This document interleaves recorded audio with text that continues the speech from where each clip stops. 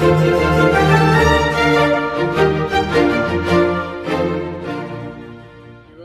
మీ ముందుకు వస్తున్నాను. ఎందుకంటే ఈరోజు నేను ఈ మధ్య ఒక సోషల్ మీడియాలో ఒక కార్టూన్ చూశాను. శ్రీరామచంద్రుడు అంట కావ్య కృష్ణారెడ్డి. ఈరోజు ఆ 7 కేసులతోటి రామగిరి ప్రతాప్ కుమార్ రెడ్డి, 8 కేసులతోటి పసుపుగడి సుధాకర్ ఈ విధంగా కార్టూన్ చేస్తున్నారు, చూస్తున్నాము. కాబట్టి ప్రజలు కూడా అర్థమయ్యేగా చెప్పాల్సిన అవసరం, బాధ్యత నా మీద ఉంది. ఎందుకంటే ఈరోజు ఒకటే మేము చెప్తున్నాం, ఈరోజు నన్నే కాదు నా కుటుంబాన్ని కూడా ఈ కావ్య కృష్ణారెడ్డి అనే వ్యక్తి ఏ విధంగా ఆంధ్రజ్యోతిలో విషపుగాత గాయించారో ఒక్కసారి ఆలోచించండి కూడా నేను తెలియజేస్తున్నాను. నాకు చెప్తున్నాను, చాలా బాధతో చెప్తున్నాను. ఇటువంటి దుర్మార్గులు, ఇటువంటి వ్యక్తులు చేసే ఆరోపణలు చూస్తే నిజంగా చాలా బాధేస్తూ ఉంది. ఎందుకంటే ఎవరైతే ఈరోజు నిందారోపణలు మా మీద వేస్తున్నారో వాళ్ళ జీవిత చరిత్ర తీసుకుంటే ఒక్కసారి ఆలోచించండి. కావాలి ప్రజలంతా కూడా మనసు పెట్టి వినండి. ఎందుకంటే ఒక టీచర్గా పనిచేస్తున్న వ్యక్తి గొర్రెల పెంపకం అని చెప్పి ఒక సొసైటీ ఓపెన్ చేసి దాంట్లో ప్రజల్ని సభ్యులుగా చేర్చి వాళ్ళ కాడ డబ్బులు తీసుకొని వాళ్ళని మోసం చేసి ఆ తర్వాత జైలుకి అయిన వ్యక్తి కావ్య కృష్ణారెడ్డి అనేది కూడా గుర్తుపెట్టుకోవాలి. ఈరోజు కావ్య కృష్ణారెడ్డి అనే వ్యక్తి గతంలో వేవుడు చేసి ఏ విధంగా సైట్స్ అమ్మేసి కొన్ని మగ వాటిని ఆయన పేరు మీదే తిరిగి రాయించుకొని డబ్బు రిజిస్ట్రేషన్ చేసి దాన్ని ఎత్తుకి బ్యాంకులో మార్కెట్ పెట్టి అక్కడ బ్యాంకును మోసం చేసిన వ్యక్తి అనే కావ్య కృష్ణారెడ్డి అనేది గుర్తుపెట్టుకోవాలి. 901B సైట్ నెంబర్స్ 117, 118 దీన్ని ఒక మిస్సెస్ పేరుకి గిఫ్ట్ డీడ్ చేశారు.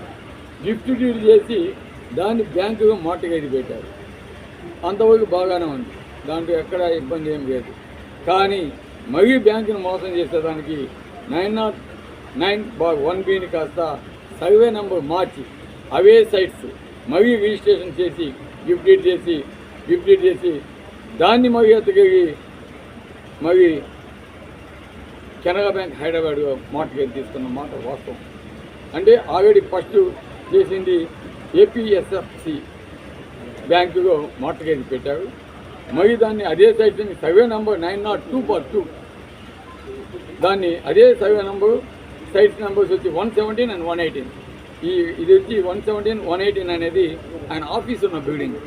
అంటే బ్యాంకుని ఏ విధంగా మోసం చేస్తాడు అనేది ఇది ఒక నిదర్శనం. జగనన్న లేఅవుట్ మనం ఇచ్చాము, మనం ఎక్కడైతే జగనన్న లేఅవుట్ ఇచ్చామో ఆనాడు తెలుగుదేశం నాయకులు కావాలని నా మీద బోధ జరిగేదానికి ఎకగా 13 లక్షలు ఉంటే ఎమ్మెల్యే గారు వాటిని 50 లక్షలకి 35 లక్షలకి రైతాంగానికి ఇప్పించాడు, దాంట్లో కమిషన్ కొట్టాడు అని చెప్పేవి నా మీద బోధ జరిగే కార్యక్రమం చేయడం జరిగింది. ఎందుకంటే కొంచెం ఎంతైనా కూడా ఈరోజు ఎలక్షన్స్కి ముందు ఇది కావలి నియోజకవర్గ ప్రజలందరికీ తెలియాలా, అందుకని ప్రతి ఒక్కటి కూడా మీకు విశదంగా చెప్తున్నాను. వ్యక్తులు ఎవరు, ఎటువంటి వారు, కావలి నియోజకవర్గ ప్రజలంతా కూడా ఆలోచించండి అని చెప్పి ఈరోజు ప్రతి ఒక్కటి కూడా మేము ముందుంచుతున్నాను వాస్తవాలు.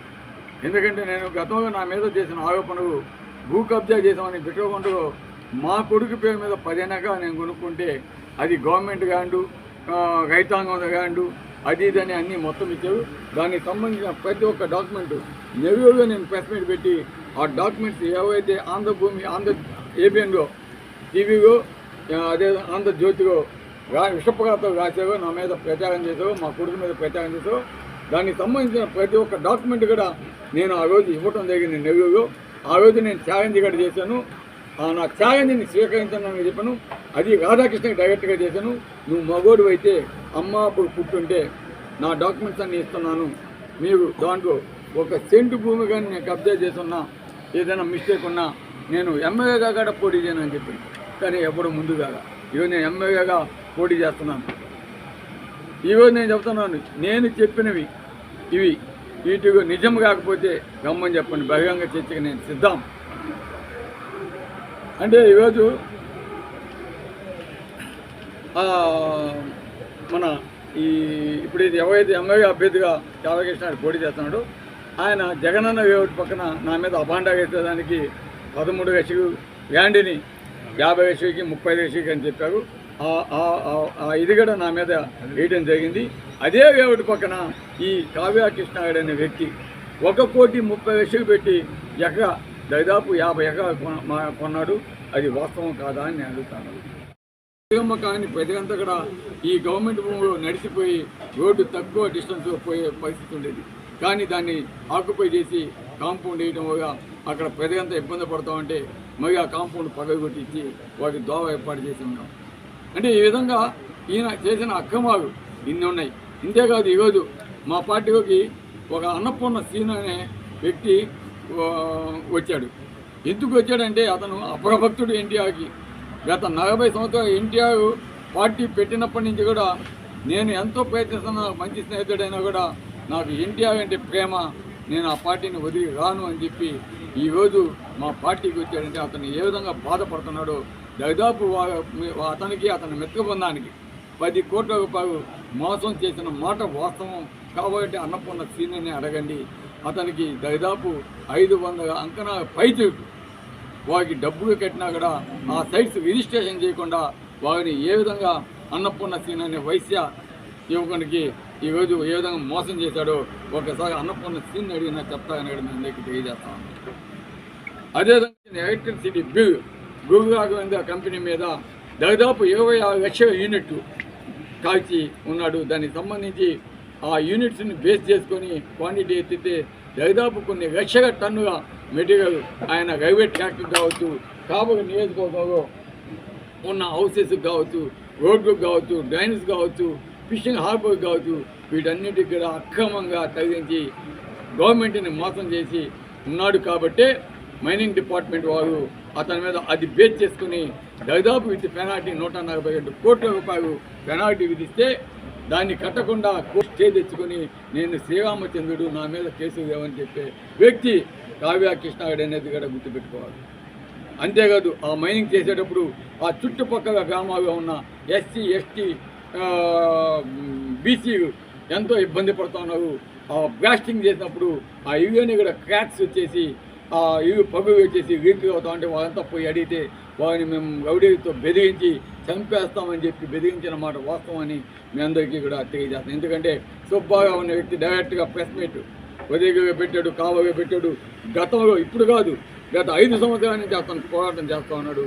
ఆ ఎస్సీకి తరపున బీసీకి తరపున పోరాటం చేస్తుంటే వారిని రాగడితో చంపేస్తామని కూడా బెదిరించిన మాట వాస్తవం. అతను స్వయంగా ప్రెస్ మీట్గా చెప్పిన మాట వాస్తవం అని కూడా మీ అందరికీ తెలియజేస్తాం.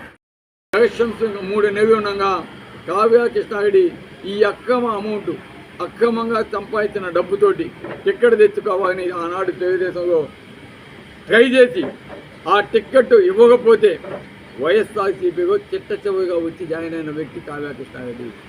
అది కూడా ఆదాయ ప్రభాకర్ రెడ్డితో కలిసి జాయిన్ అయ్యాడు. అది గుర్తుపెట్టుకోండి.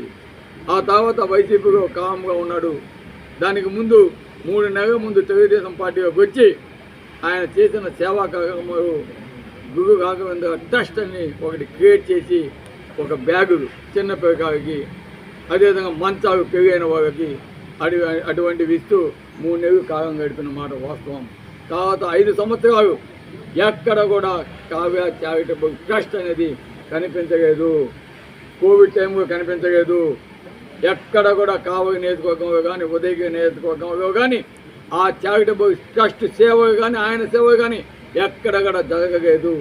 ఇది ప్రతి ఒక్కరు గుర్తుపెట్టుకోవాలి. మళ్ళా ఈరోజు ఎలక్షన్స్ వస్తున్నాయంటే 6 నెలల ముందు వచ్చి వైఎస్ఆర్ కాంగ్రెస్ పార్టీకి ఉదయగిరి టికెట్టు ట్రై చేస్తే జగన్మోహన్ రెడ్డి గారు విచారించి కావ్య కృష్ణారెడ్డి అనే వ్యక్తి ఎటువంటి వాడు, మంచివాడా, మంచి గుణాలున్నాయా, మోసకారా, ఎటువంటి వాడని తెలిస్తే అతను అన్ఫిట్ ఫర్ పాలిటిక్స్ అని సర్టిఫికేటు వేమిరెడ్డి ప్రభాకర్ రెడ్డి గారు ఇవ్వటం వల్ల అతనికి వైసీపీలో టికెట్ రిజెక్ట్ చేసిన తర్వాత తెలుగుదేశం పోయి జాయిన్ అయిన వ్యక్తి కావ్య కృష్ణారెడ్డి అనేది కూడా తెలుగుదేశం నాయకులు కావలి నియోజకవర్గ ప్రజలంతా కూడా గుర్తుపెట్టుకోవాలని తెలియజేస్తున్నారు.